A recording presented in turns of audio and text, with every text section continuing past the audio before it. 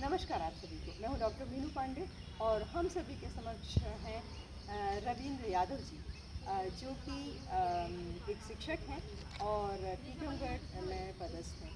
तो जैसे कि आप सभी जानते हैं कि हम बोल वंदे मातरम श्रृंखला के अंतर्गत समाज के विभिन्न लोगों से, प्रबुद्ध लोगों से हम बात कर रहे हैं।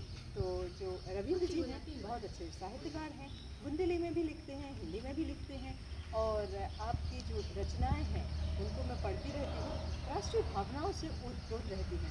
इसलिए मैं चाहती हूँ कि आज रविंद्र जी से जानना चाहूँगी कि वंदे मातरम के बारे में आपके क्या विचार हैं और वंदे मातरम का जो आरंभ है उसका जो जैसे कि बंकिम चंद्र चटर्जी ने इसको लिखा था, तो 3 भाषाओं को मिलाकर इसको लिखा था। तो इस भाषाई जो विविधता है, राष्ट्रीय एकता का एक स्रोत के रूप में जो ये जाना जाता है, इसके बारे में आपसे हम विचार करना चाहते जी, धन्यवाद और सभी दर्शकों को मेरा प्रणाम। मैं 2 शेर से अपनी बात की शुरुआत करना चाहूँगा कि कुछ बात है कि हस्ती मिटती नहीं हमारी, सदियों रहा है दुश्मन दौरे जहाँ हमारा, यूनान मिस्र रोमा सब मिट गए जहाँ से, अब तक मगर है बाकी नामो निशान हमारा। तो कुछ बात तो है हमारी संस्कृति में, हमारे इस देश की मिट्टी में, कि जो सदियों से जो हमारी परंपरा है, संस्कृति है, और वो अक्षुण्य है, उसका अभी तक कोई कुछ नहीं बिगाड़ पाया है। क्यों? क्योंकि हमारी मिट्टी में वो त्याग की भावना है, वो संघर्ष के सूत्र हैं जिनको भेद पाना सबके बस की बात नहीं है। और जिस ऐसी मिट्टी ने जब हमें पल्लवित और पुष्पित किया हो, तो ऐसी मिट्टी की वंदना करने में हमें क्या परेशानी? सही बात। हम क्यों ना करें? हम अपनी इस मिट्टी से उपकृत हैं और हम अपने देश की इस मिट्टी से बहुत प्यार करते हैं और इस देश की मिट्टी की वंदना करने में हमें कोई ऐतराज़ नहीं है। हम तो बहुत कृतज्ञ हैं कि इस देश की माटी में मुझे जन्म मिला। इसलिए वंदे मातरम तो हर होठों पे होना चाहिए। जी, आपने बहुत सही कहा और शायद इसी भावनाओं से प्रेरित होकर बंकिम चंद्र चट्टोपाध्याय जी ने इस गीत की रचना 1875 में की थी। और साथ ही साथ जब उन्होंने संत आंदोलन के लिए आनंद मठ के लिए लिखा, तब उनको लगा कि कुछ अधूरा सा है और उन्होंने इस गीत को वहाँ डालना है, उस पुस्तक का एक अभिन्न हिस्सा बनाया।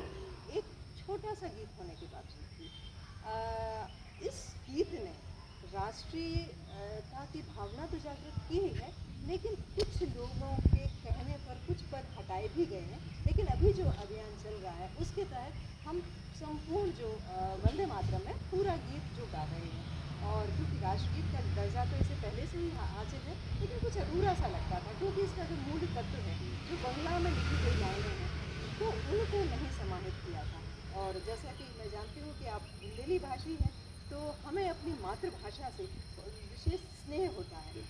तो इसमें क्योंकि बंकिम चंद्र जी की जो मातृभाषा है वो बंगाली रही है और हमने देखा है कि कोई भी आंदोलन, कोई भी क्रांति तब उस समय बंगाल से ही ज़्यादा आरंभ हुई। और रविन्द्रनाथ टैगोर जी ने पहले इसको स्वर दिया था।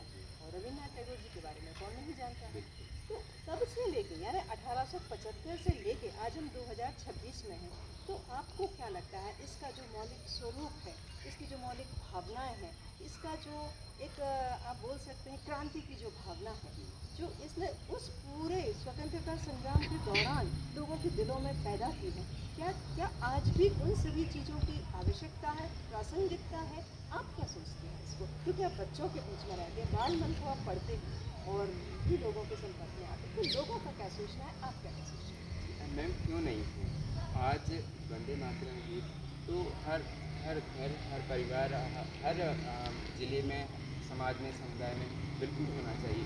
क्या राष्ट्र तो सभी का है, देश तो सभी का है, तो ये गीत तो सबका होना चाहिए। तो मेरा ऐसा मानना है कि जिसमें अपनी मिट्टी की वंदना की गई हो, उस गीत को हर जगह होना चाहिए।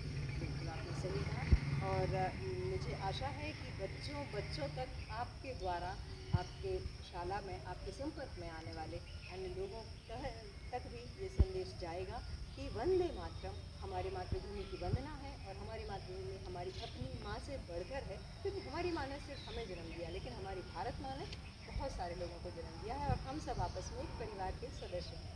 तो कोई संदेश आप देना चाहें चलते चलते? मैम यही है, क्योंकि मैं सौभाग्य से शिक्षक हूँ तो रोज़ ही विद्यालय में वंदे मातरम का गायन होता है पूरे सम्मान के साथ, और उसका महत्व भी बताया जाता है बच्चों को। तो हम तो उसी क्रम में हैं, माँ की वंदना करने के क्रम में हैं। तो मैं सौभाग्यशाली हूँ, और सबसे यही निवेदन है कि जिस गीत में माँ अपनी मातृभूमि की वंदना, अपनी कृतज्ञता भाव ज्ञापित हो रहे हैं, उसको गाने में तो हमें गर्व होना चाहिए। इसी बस इन्हीं शब्दों के साथ बिल्कुल सही कहा आपने। चलिए तो जोर से बोलते हैं, वंदे वंदे मातरम। मातरम।